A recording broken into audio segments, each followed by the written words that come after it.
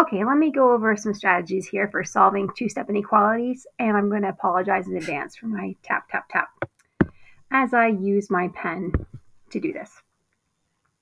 Okay, so our steps are we're going to first solve like an equation. Then we are going to check our equation, or check our solution. We're going to graph, and then we're going to check. So let me take you through number 5 very quickly. What I'm going to do is I'm just going to show my steps that I use to solve number 5A. Okay, so I solved the inequality for 5A like an equation. I did the opposite of addition as I subtracted a from both sides, and then I had half times x equals 2. So to solve that part, I could have divided by a half on both sides, but instead I multiplied by the reciprocal. Because if I multiply a half times 2, that equals 1x. So I did the same thing to the other side. 2 times 2 is 4. So here is my solution. So then I would check that solution. Okay. So I plugged it in like it was an equation. Now I'm going to evaluate both sides. Half of 4 is 2 plus 2 plus 8 is 10. So 10 equals 10. So my number checks. The next thing I'm going to do is I'm going to graph my solution. So let me draw a number line and graph it. I'll be right back. So I have a graph, and I put my solid dot at 4 because it is less than or equal to 4, and then I drew an arrow going in the less than direction, which is to the left. Let me just check to make sure this is the last check. And here's how I check it. I take a value that's in the shaded part. So something that is over where the arrow is. So I wouldn't pick 5 because I didn't shade that way. I shaded to the left. So I'm going to pick 3. So why did I pick 3? I'm going to pick 2. My bad. 2 is better.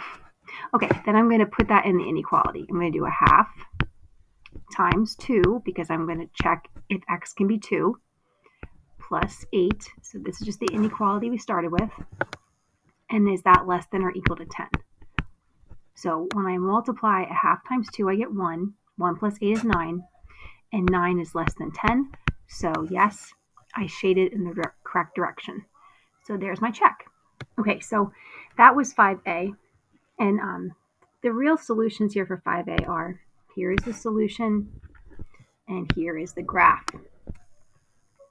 Now when I go to do B, this is more tricky because we have these negatives. So I'm going to add 24 to both sides.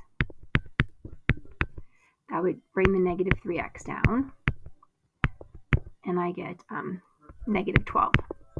Now I'm going to divide by negative 3, but I remember back before that whenever we divide by or multiply by a negative, that causes the inequality to flip. So when I divide both sides by negative 3, I get x, and I'm going to flip that inequality to be now greater than or equal to, and that'll be 4. So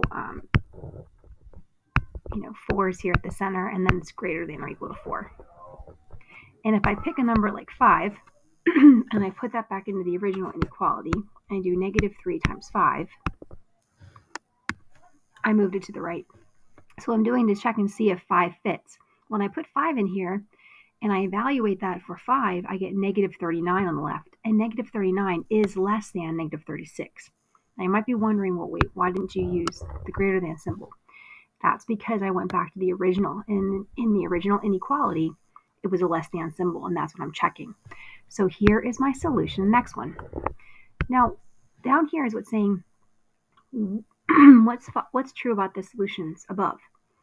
Do they have no common solutions? Do they have only one? All of them the same, or only one uncommon? So in this case, if you look at the two number lines, and I noticed that they both share 4. So I redrew them at the bottom here, and they both share 4. So they have one common solution. Bye.